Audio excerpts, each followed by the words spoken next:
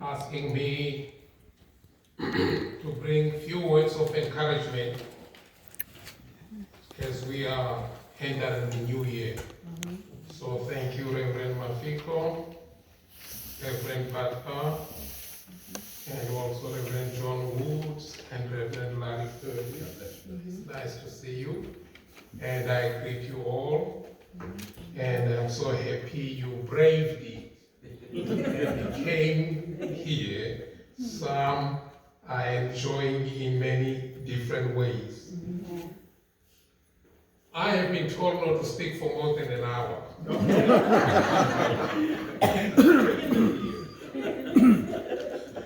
So I'll make it quick, and our text is Philippians chapter 3. And we'll be reading from verse 10 to verse 15. Philippians chapter 3 is a small book somewhere in the Pauline literature.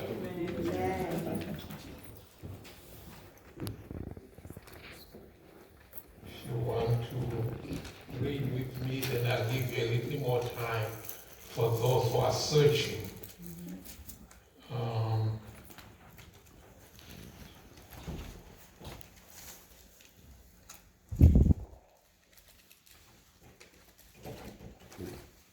Okay, we can now read from verse 10.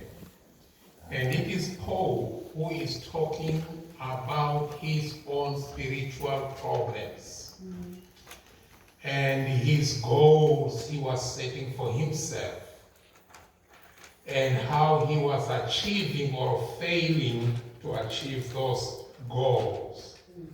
And here he is more concerned about resurrection. And he wishes he would resurrect from the dead like Jesus did. That is his aim. And he's trying to live his life to make sure that that will happen.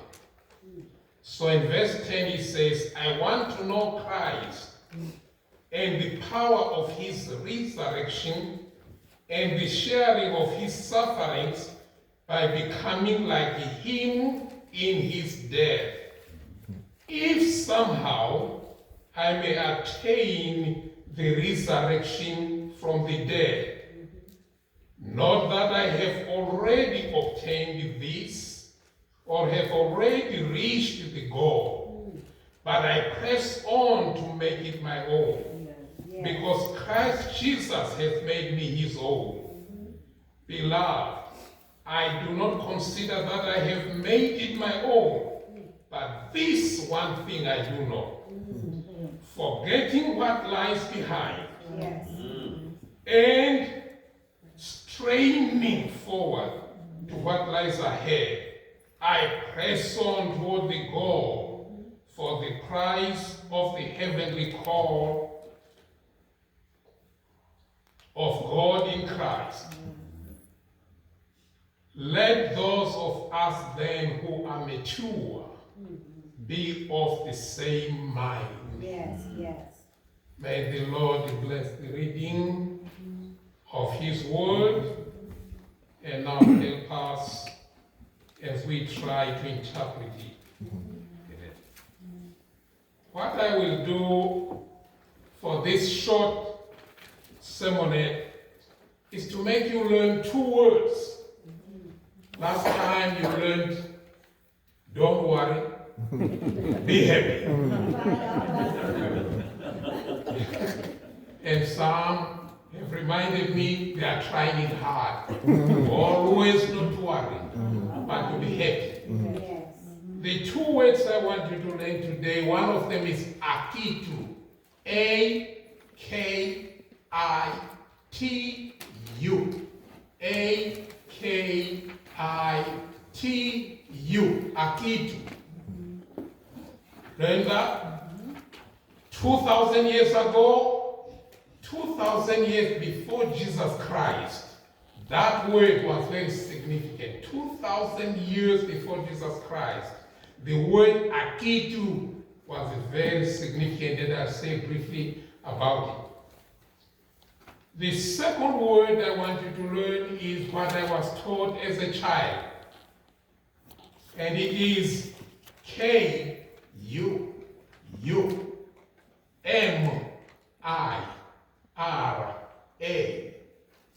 I repeat, K-U-M-I-R-A.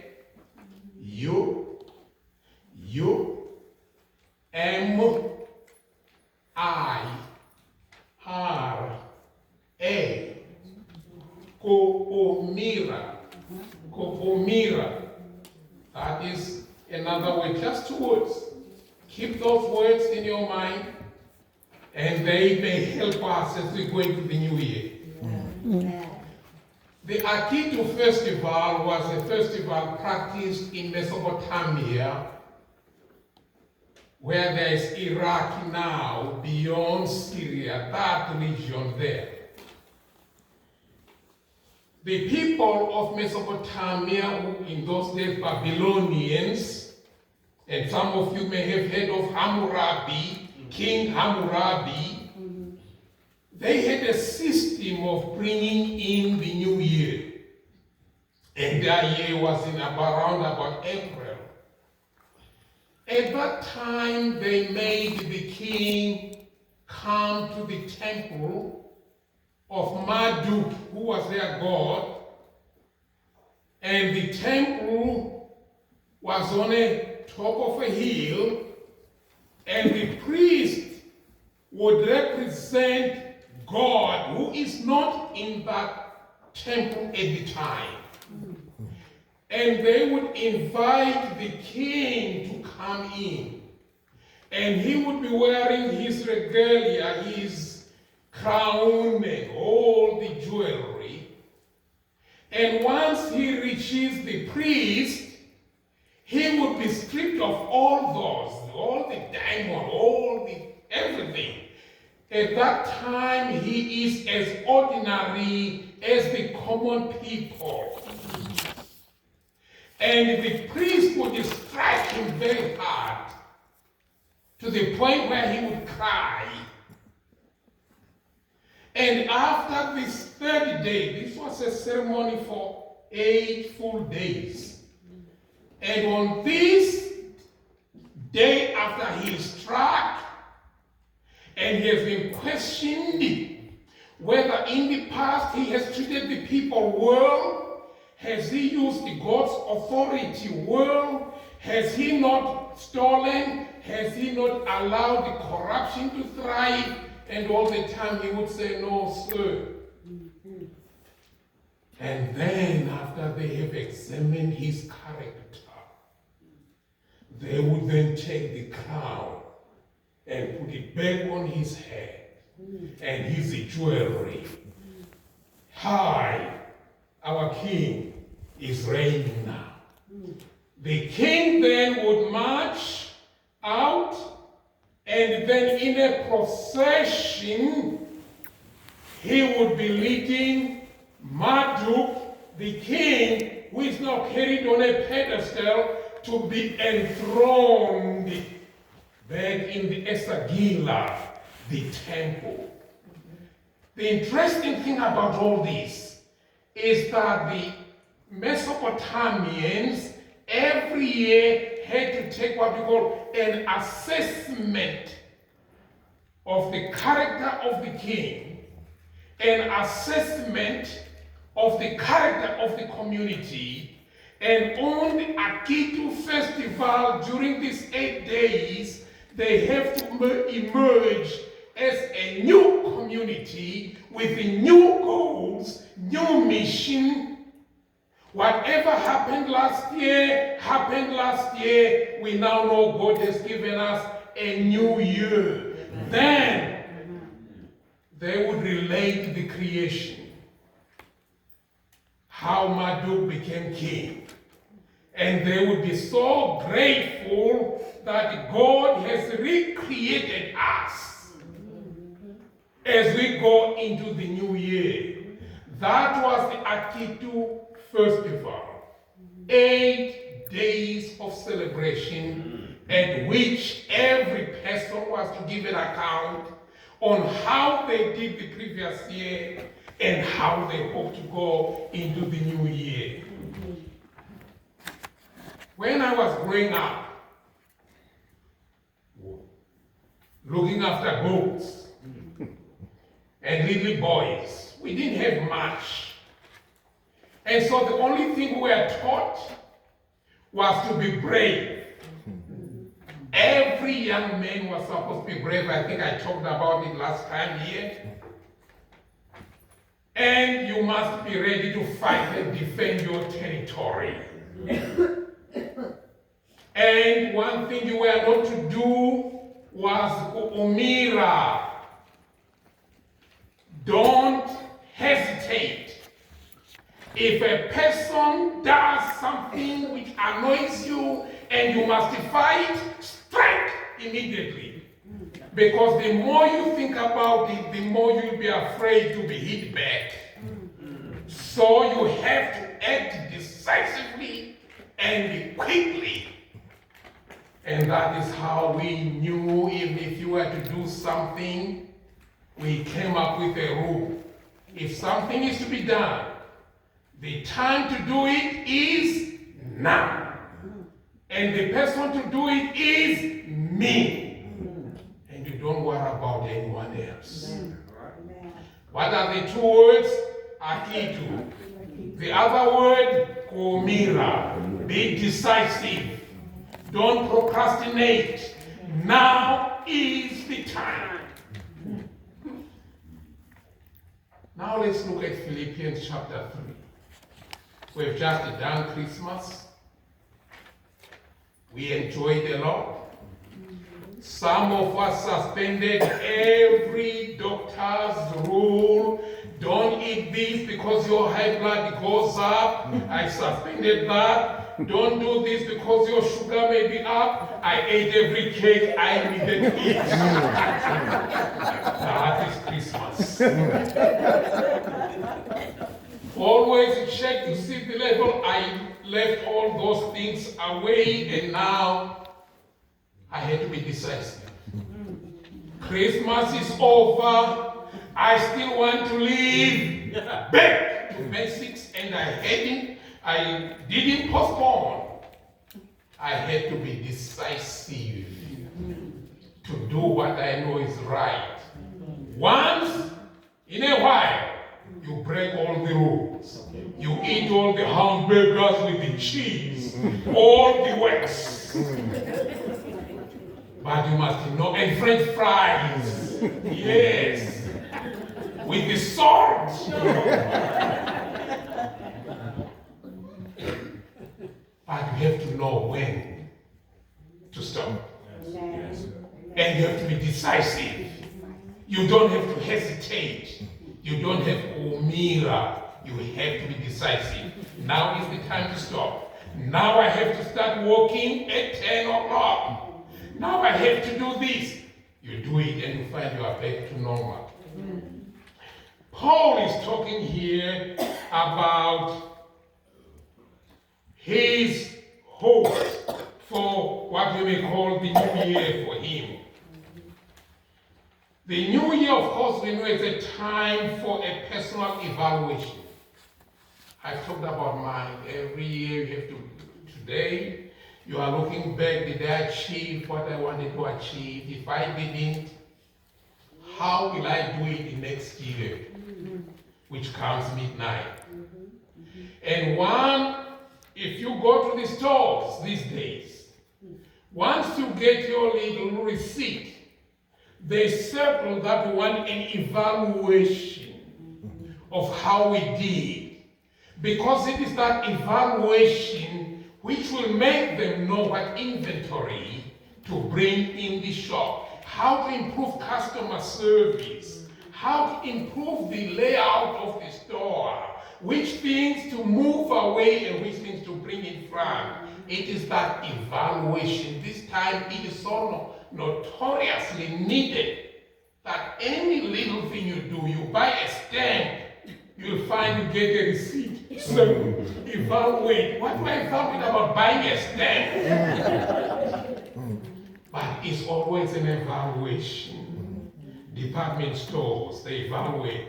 People evaluate. Schools are failing after evaluation. But evaluations are important because they manage to let you know what you did, is what they say in the song. Count your blessings, name them one by one, and you will know what the Lord has done. But if you are complaining a lot about God not being good to you, when you start counting one by one, you find the Lord has done enough for me to say thank you, Lord. Amen. That is the evaluation. Amen.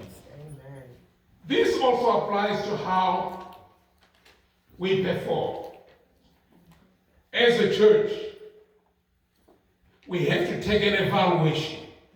We have to have a day to say, how did we do last year?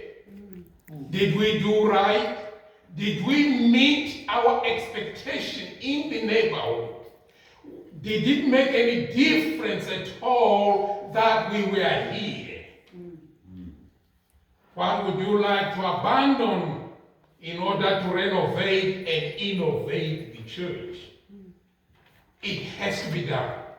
It's a pity that churches don't do it. And God and Jesus are agonizing over that. That we don't sit down and say, Jesus, you called us in order to send us. But we came and we stayed. We never went out. What we would even think of doing is to lock ourselves in. Jesus calls us now to renovate, innovate, look back. What did we do right? What did we not do right? What can we improve? Is the time for assessment. Is the time for the Akitu Festival. Is the time for the king to come and relate how he performed last year. You'll be interested to know that if you read Samuel, when he is introducing Saul, he did exactly the same thing. I didn't defraud anybody. I didn't steal from anybody. I was good. He was repeating the Akitu Festival, where you have to relate the good which you did and the failures which you may have made. You have to look also at the mission of the church. A church which doesn't review its mission is a church which has become stagnant. What is your mission here at the Halsey? What would we say? This is our mission. We are Halsey. We are not Union. We are not any other church in Marietta. We are Halsey. And this is our mission. It has to be distinct. And we have to do everything geared to that mission. I'll be here on Saturday. I understand we will be evaluating and seeing what we want to do. I'll be here because I want to really see what mission we are here for. I've enjoyed the food in the kitchen. Oh, that food is good. I can tell you that. But if that is all, then I'd rather choose to go to a restaurant than come all the way. Just eat your good food. Is good. I must tell you, you cook it very well. If anyone wants good food, come to Halsey. There's no question about that. That's what they say. Jesus, as I said, invites us to send us. Many of us will make wishes tonight, or they made them last week. What do you want to do? One of the things which I know many people say again and again, I want to lose exactly weight. I don't like how I weigh. Next year, you are 3 pounds more. What is your wish? I want to lose my weight. Mine has always been, I want to be credit card free. There you go. By the time they do that, they are selling something on sale, which if I don't get it tomorrow, the sale will not be there. And if I buy it tomorrow, I save $100. But the card says, make sure you don't fail to pay on time, because if you do, they will add this and that and that. Boy, and I'm enjoying the thing I bought, and did you forget something? Then I look, oh my goodness, they have hit me with $79 and interest.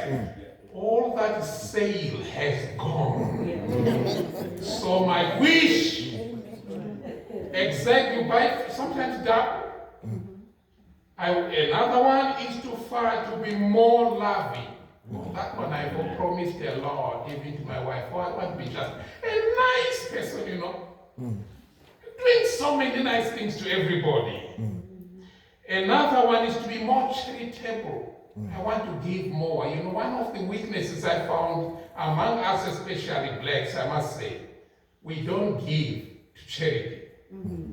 Even when they say give $5, we won't. We can give cans of food, but we cannot give $5. I've seen that among pastors. This is why the elders force us. Give it to us, we need it. We don't give to be more charitable. Some of my friends have told me that they will never make a wish again, because all they have seen is how many promises they have broken. Many of us have made so many promises about our health. I'll eat right, because they tell me this has a lot of cholesterol and it will clog my heart.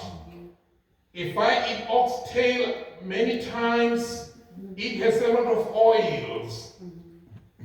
And how many times have we managed to observe that wish? Every year at this time, we can only count the losses.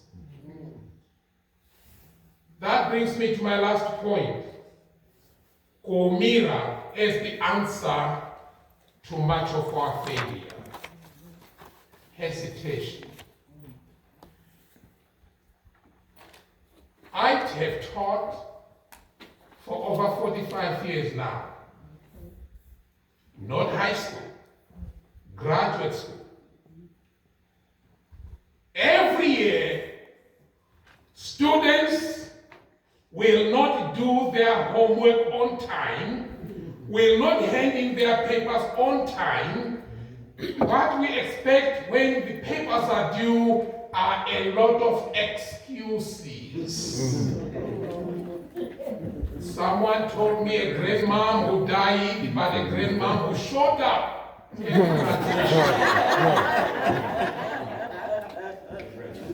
Graduation, grandma is there.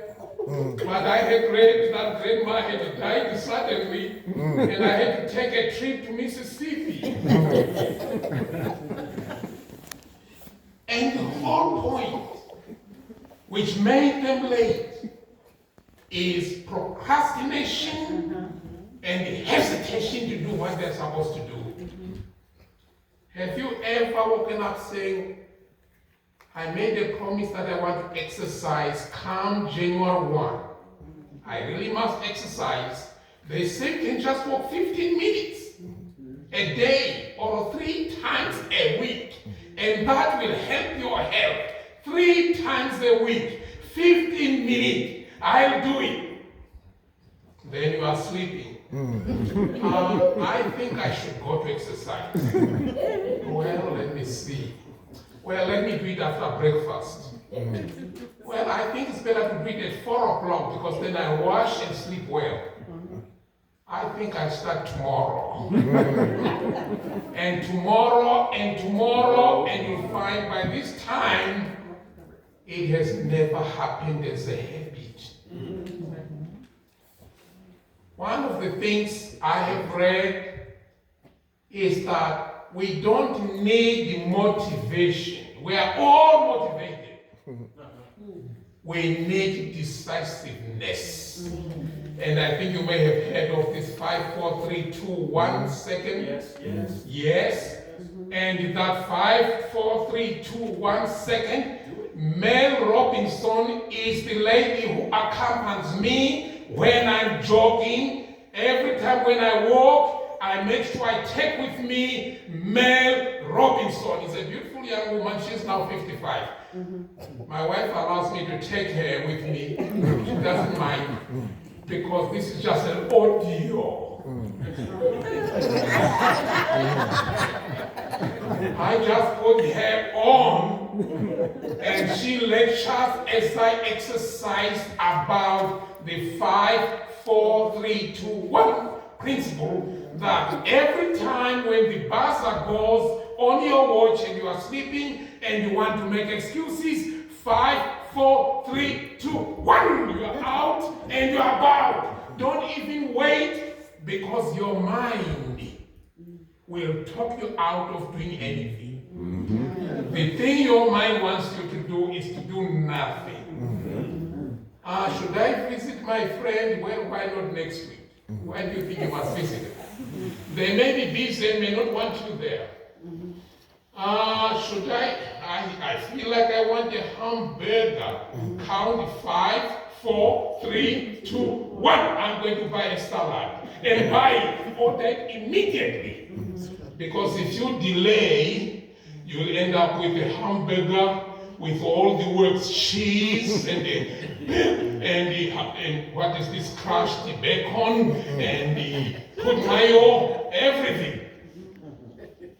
So you speak yourself. Now you are not alone in failing. Paul in Romans 7, 15 to 50, I won't read that. He says, I do not understand my own actions, for I do not know. Always I want to do something good, but I do the very thing I hate. Now, if I do what I don't want to do, there must be another driving force in me. And that is sin. I can pledge, I can vow to do what is right, but I cannot do it. For I do not do the good I want to do, but the evil I do not want to do is exactly what I do. He needed a 5, 4, 3, 2, go. He needed to be taught, don't kumira, don't hesitate, just do the right thing. Now if I do what I don't want to do, I know what is driving me is evil, and evil is sin. So what am I trying to say? If you are going to make wishes for next year, and you don't do it, you are now like Paul being driven by evil. Because when you promise, you must do it. Akitu, you evaluate what you did in the past, which you don't want to repeat. You now strategize, you know what you want to do next year. I want to lose weight, and to lose weight, I must exercise, and to exercise, I must also eat right. And how do I fail to eat hamburgers? Because I like hamburgers, I like them with all the works, and I need also the French fries on the side, and then I want dinner of chicken wings. That makes my meal. And I don't want them grilled, I want them southern fried. Then I feel I've done. And I promise God, this is only today. Then tomorrow the appetite hits me so bad, and I make another excuse. When you see yourself doing that way, Paul calls it, you are being driven by sin. And the sin is evil. If you want to live longer, we can't repeat that. You have to do what you say you will do. You will exercise. You will eat right. You will have a good attitude. And Paul adds another thing here, which he takes from Philippians. What I have learned to do is to forget all the negative things about my past. All the negative things.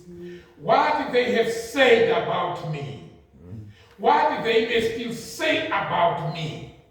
I am created as the Creator created me in God's own image.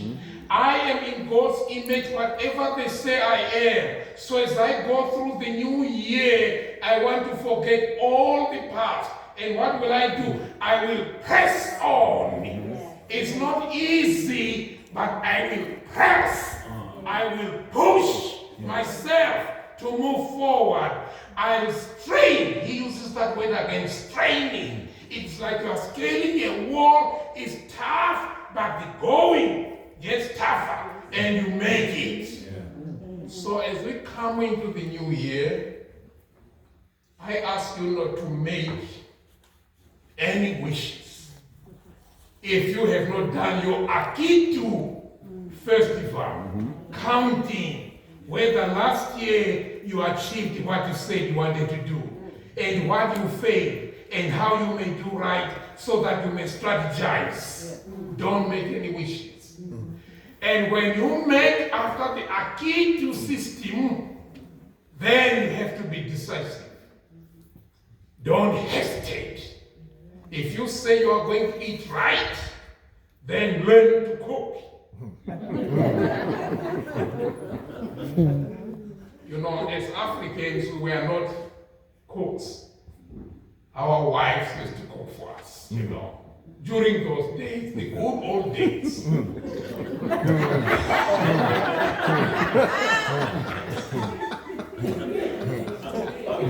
These days, if you want food, You gotta go cook it it's either yourself. you cook it or go for hamburgers.